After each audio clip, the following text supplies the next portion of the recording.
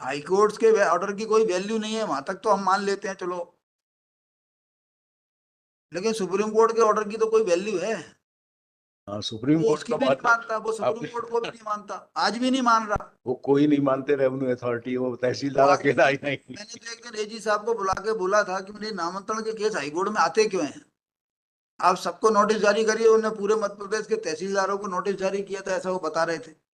लेकिन उसका कोई असर तो हुआ।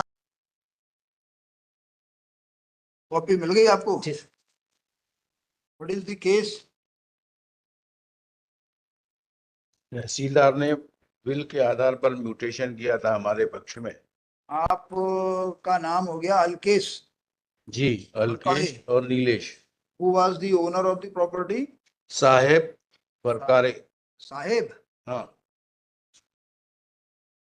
साहेब राव फरकाड़े। साहेब राव फरकाड़े ये मालिक थे जमीन के। जी इन्होंने वसीयत की आपको। जी। बिल कब की इन्होंने? 6/2/2018 को। रजिस्टर्ड? रजिस्टर्ड है? नोटराइज है। नोटराइज्ड। ये कौन है आपके? सगे चाचा हैं। इनका कोई बच्चा नहीं है? बच्चे थे, एक लड़की थी एक लड़का थी, दोनों की मृत्यु हो चुकी है। पत्नी? पत्नी है रिस्पोंडेंट। अच्छा, ये पत्नी है। जी मीरा जी, मीरा फरकाड़े केवल अकेली बची है ये? जी।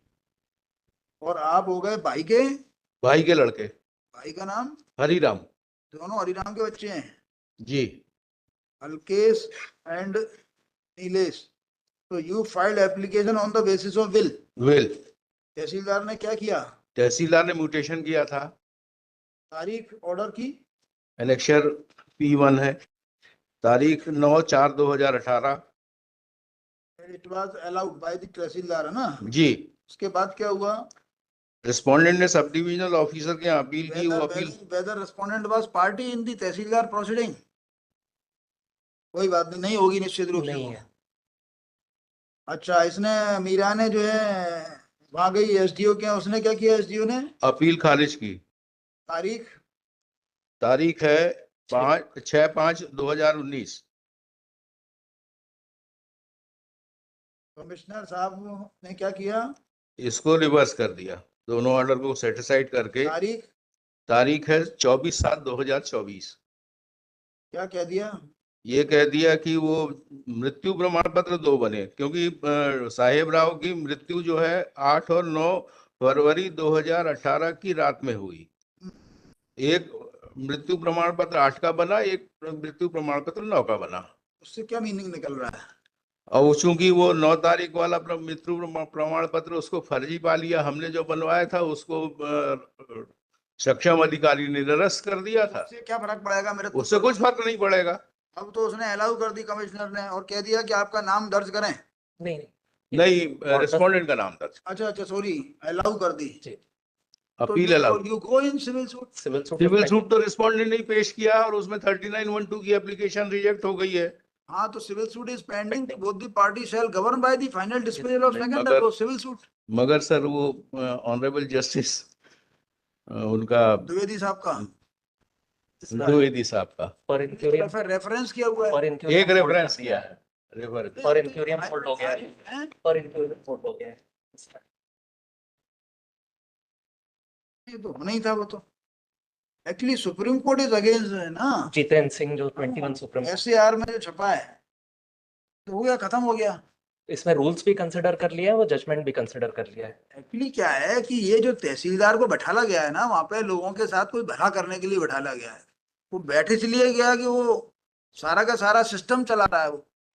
आप सोचिए, जितने भी फर्जी वाड़े होते हैं वो बिल के आधार पर होते हैं, और उस फर्जी वाड़ों को जो है सर्टिफाई करने का काम तहसीलदार को दे दिया।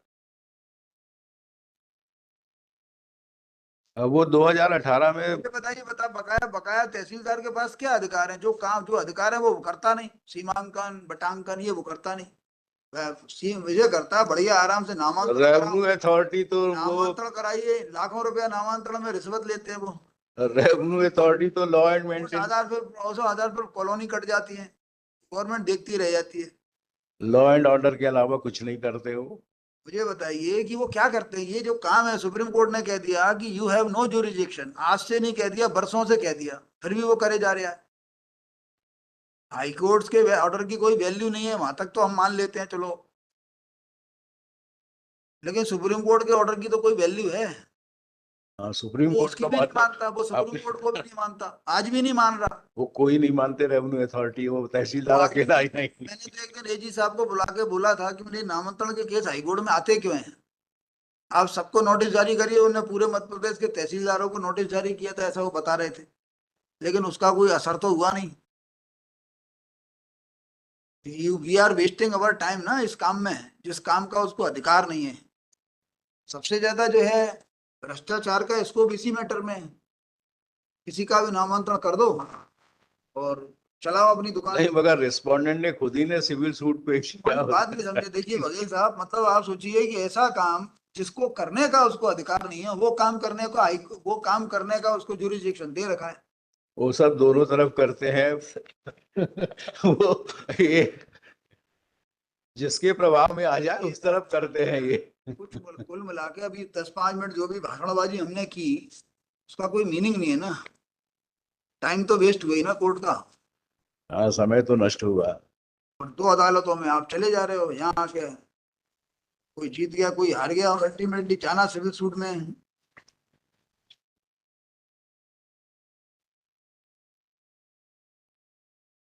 तो इसको भी अकल नहीं है एसडीओ को, ये भी कंफर्म कर देता है तहसीलदार का ऑर्डर। तो चलो तहसीलदार ने गलत काम कर दिया तो एसडीओ क्या तो सही हो जाएगा? वो भी नहीं होता।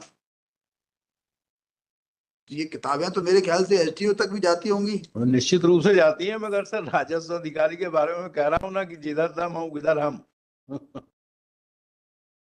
देखो, after arguments for some time, learned counsel for the petitioners submits that a civil suit in respect of the bill in question is already pending before the civil court. ठीक है, हाँ, उसमें 3912 भी रिजेक्ट हो वो गई। हम अभी आगे नहीं जा रहे हैं। वो हमने लगाया है यहाँ, वो सिविल सूट इन्होंने किया है। इन्होंने किया है। सॉरी, क्या सेंटेंस क्या बना? civil suit in question in respect of bill in question is already pending before the civil suit. ऊपर सिविल सूट वर्ड आएगा ना, हाँ, सर, फाइल्ड वन लिख दो, filed by the respondent one, filed by the respondent. फिर लिखिए next में, in the aforesaid statement made by learned counsel for the petitioners is not disputed by learned counsel for the respondent.